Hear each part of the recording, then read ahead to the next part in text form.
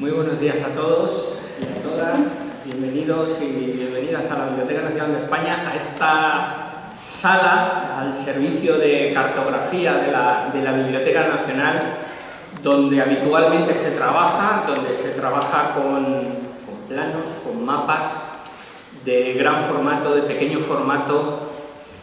en seda, con globos terráqueos. Esta es una de las salas que normalmente no se visita, solo se visita en muy pocas ocasiones con motivo de las jornadas de puertas abiertas, pero que hoy hemos querido organizar este acto de presentación aquí, porque aquí es donde vive el protagonista de esta presentación, que es este magnífico manuscrito, porque es un manuscrito, Borsano, de Ambrosio Borsano, del cual hoy, y después de más de 330 años, hemos conseguido publicar, que era el deseo del autor del mapa. El autor del mapa, Ambrosio Borsano, realizó esta pieza para el rey Carlos II con el objetivo, entre otros, de que se publicara, y no se pudo publicar, y hoy, más de 330 años después, podemos decir que hemos conseguido publicarlo. Nos ha costado también nuestro esfuerzo llegar hasta aquí, pero visto con la perspectiva de los 330 años, pues parece que no es nada, que ha sido apenas un suspiro. Quiero agradecer la presencia de Núria Marín, la delegada de la Generalitat de Cataluña en Madrid, por su presencia y por el apoyo de la Generalitat, y a Antonio Magariños, que es el director del Instituto Cartográfico y Geológico de Cataluña, que han colaborado intensamente desde los inicios de este proceso. Yo pensaba que 4 años, pero me dicen que mucho más de 10 e incluso más de 15, desde el momento inicial en el que el mapa, que es un mapa muy estudiado, muy pedido en la biblioteca, se pensó que evidentemente por el formato que tiene era ciertamente inmanejable y que era necesario tener una edición del mismo. Esa edición se inició con su restauración en 2015, con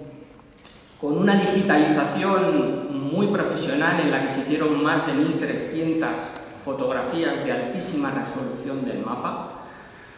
y que están a disposición de los investigadores y del público en general, porque el mapa se encuentra a disposición de todos en nuestra biblioteca, en nuestra BN digital. Y posteriormente, bueno, pues ya solo nos quedaba dar el paso de la publicación física, que es lo que hoy aquí hacemos.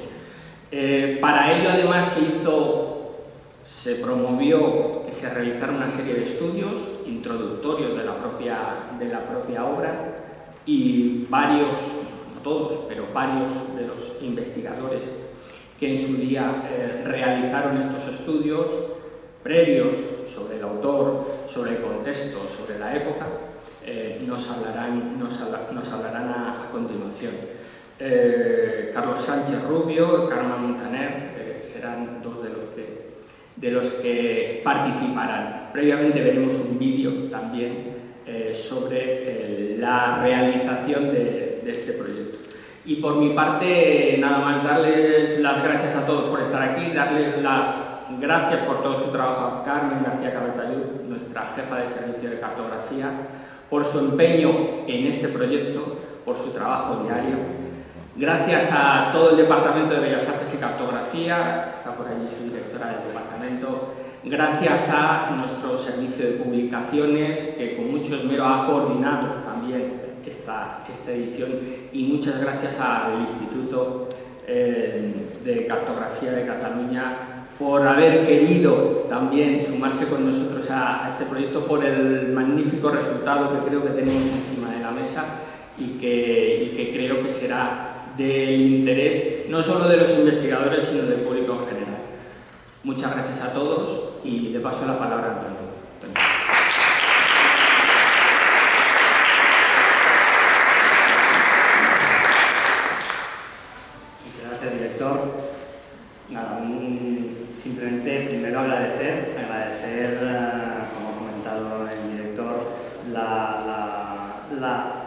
tesón de muchos de los que han conseguido que finalmente la obra se lleve a cabo, realmente a las dos Cármenes, principalmente que impulsaron el proyecto inicialmente y que luego ha sido continuado por los que después han podido pues eso, no desfallecer en el intento de conseguir que la obra saliera adelante. Nosotros como instituto, Instituto Cartográfico y Geológico de Cataluña, somos una institución técnica, somos una institución que se dedica a generar servicios de información para la toma de decisiones por parte de la administración en el ámbito de la geología, de la geofísica, de la observación de la Tierra. Por tanto, en un principio estamos alejados de la parte cultural, por así decirlo, pero sí que tenemos siempre puesta esta mirada en valorizar, en poner en valor toda la recuperación del patrimonio cartográfico que se ha hecho, no solo desde un punto de vista patrimonial, sino también porque este tipo de mapas, toda la recuperación de las series cartográficas que a veces nos han precedido, nos dan información de la evolución del territorio. Es decir, el territorio que conocemos hoy en día es fruto de una historia, un contexto y una geografía. En realidad, el mapa que hoy tenemos aquí pues es también una realización que es fruto y se hace en un contexto histórico determinado. Y por eso es muy importante el poder haber complementado esta edición con los estudios que nos permiten conocer el contexto en el que se produce esta cartografía y también luego un estudio detallado del propio mapa en cuanto a su valor cartográfico en sí. A nosotros nos gusta, y es lo que ha comentado el director, poder colaborar, y agradezco que haya hecho la mención de poder realmente encontrar este espacio de colaboración entre instituciones. Nosotros venimos de un otoño, a pesar de ser una institución técnica, de un otoño muy caliente en cuanto a actos se refiere, de poner en valor patrimonio cartográfico. Hemos finalizado una exposición estamos ahora mismo en una exposición comisariada por Carme Francesc, precisamente sobre cartografía de Barcelona, la que dio lugar desde la época medieval a la época actual, un poco, que ha dado fruto a lo que es el servicio del plano de la ciudad, que cumple este año 100 años en Barcelona. También hemos conmemorado la semana pasada ese 150 aniversario del Atlas Catalán, un plano muy significativo y de gran importancia, y hoy culminamos este otoño con la presentación por fin del Atlas de Bolzano, lo cual es una satisfacción porque creo que era necesario, está ojeando el mapa, no solo poder digitalizarlo y verlo a través de la digitalización de alta resolución, sino también poder disponer de esta representación a pequeña escala del mapa que se acompaña a la publicación, que aunque evidentemente no reproduce la magnificencia del producto en sí, permite contextualizar y luego a través del atlas poder ver los detalles que aporta la cartografía, pero sí que además tiene esta información contextual y general que permite conocer cuál es la obra en toda su magnitud. Por tanto, nada, continuaremos con esta colaboración, agradeciendo mucho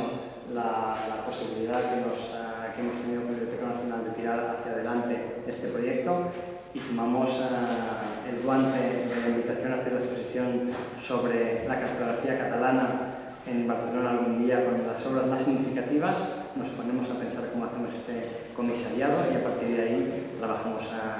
para hacer lo posible cuanto antes mejor. O sea que sin más, esperando que disfruten de esta presentación y contextualización del mapa, muchas gracias a todos por haber podido llevarlo a cabo.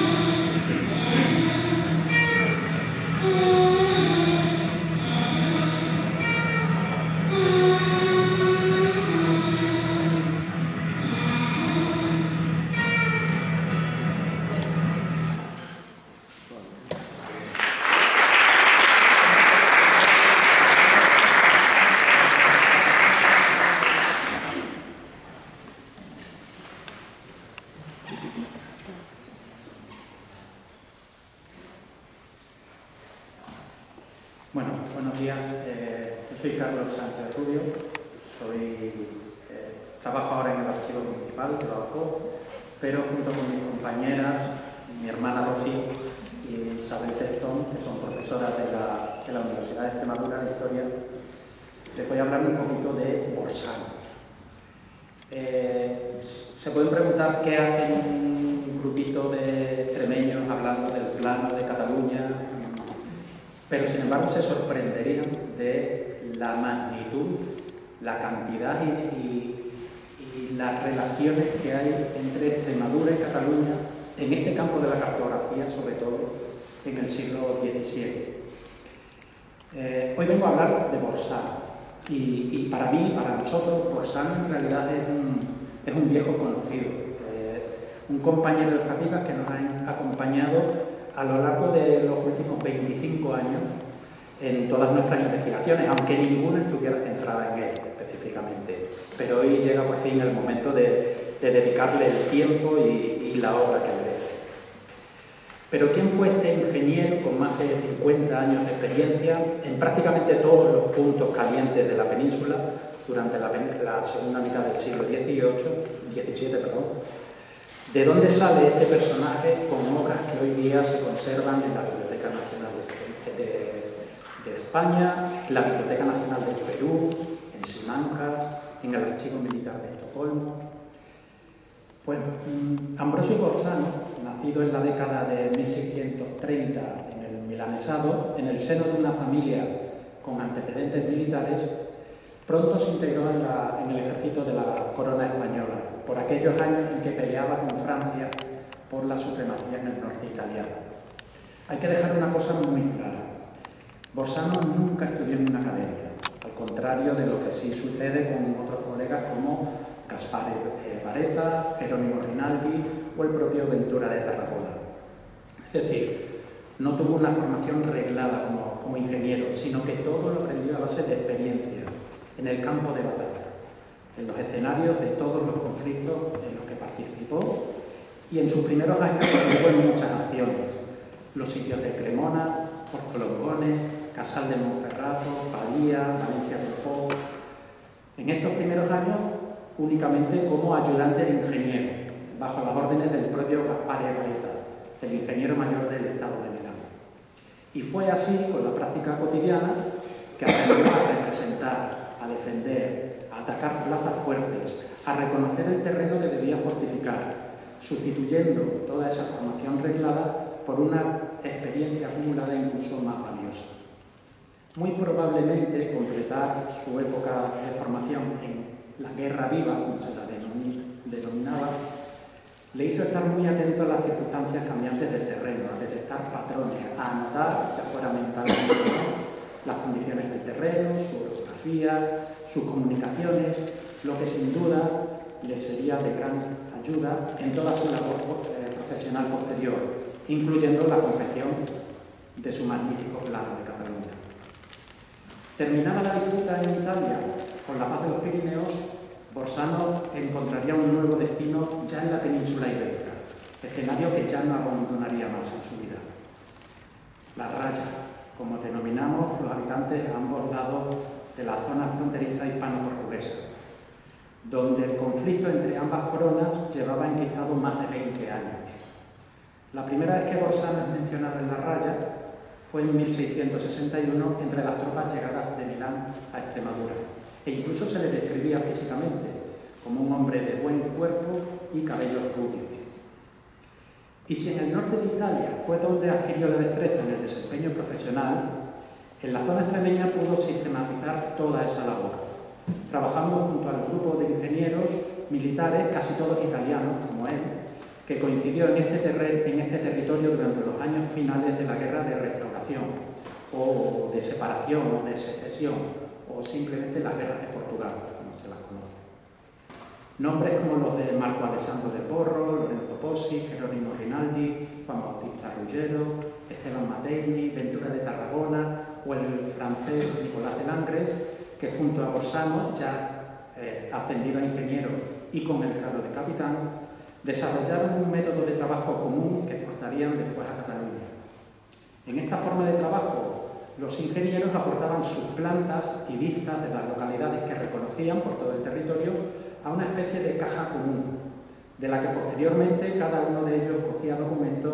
cuando necesitaba la base para un nuevo proyecto de fortificación, por ejemplo. Es probable que alguna de las vistas o plantas que incluso las que vemos aquí en la orla fuera originalmente dibujada por otros ingenieros, como por Lorenzo Pozzi, y Borsano la sacara de esa caja común para adaptarla a su obra. Pero durante su estancia en tierras rayanas no solo entró en contacto con ingenieros militares, con los que coincidiría después en su época catalana. Otros personajes de especial relevancia posterior en Cataluña también mantuvieron un contacto cercano con Borsano en estos años. Me estoy refiriendo, por ejemplo, al duque de San Germán, el futuro rey de Cataluña, o a Antonio Pamiñón, que llegaría a maestre de campo general de Cataluña, con quien Borsano tuvo una relación muy estrecha ya desde Extremadura. En Extremadura seguiría aprendiendo y, por supuesto, combatiendo hasta el final de la guerra. Luchó en las dos grandes derrotas de Ameixial y Montesclaros, o defendiendo también como ingeniero la importante plaza de Valencia de Alcántara, ante el asedio portugués, en el que recibió además dos heridas de mosquete. Pero además ejerció una importante labor de reconocimiento y proyectó varias fortificaciones en este territorio rayano, como puedan ser Alcántara o Valencia de Alcántara. Acabada la guerra de Portugal, y antes de marcharse definitivamente de aquella provincia, Borsano tuvo tiempo de celebrar un acontecimiento íntimo en Badajoz, el nacimiento de su hijo Carlos José, fruto de su relación, que no matrimonio, con Juana Rubera. Borsano nunca se ocupó de su hijo natural, pero tampoco quiso dejarle abandonado sin al menos asegurar en parte su futuro, solicitando para él una plaza en un tercio español para cuando cumpliera 9 años, lo que se le concedió. A los 9 años entró en el ejército. Este interín, tras la finalización de la guerra, fue además una etapa en la que la vasta experiencia adquirida le valdría también para enseñar la matemática y la fortificación a los entonces ociosos soldados del tercio del Conde de Montijo, donde él mismo servía. Sin embargo, las dificultades para la corona continuaban en otros territorios, y Borsano era un activo muy valioso que debía movilizarse, y por esa razón, en 1671, partió con su tercio hacia el sur peninsular, hacia Gibraltar. Toda esta zona se encontraba en grave peligro, tanto por la amenaza inglesa tras hacerse con la ciudad de Tánger como dote matrimonial de Catalina de Braganza, como por el peligro que representaba el sultanato de Marruecos en los territorios al sur de Ceuta. Ese fue el motivo por el que Borsano fue comisionado a reconocer plazas tan importantes y estratégicas como la propia Ceuta, Gibraltar o incluso Cádiz. En todas ellas proyectó mejoras en sus defensas para hacer frente a las amenazas. Y este es un punto que hay que recalcar. Borsano no tenía un papel pasivo, reconociendo plazas y sus puntos débiles.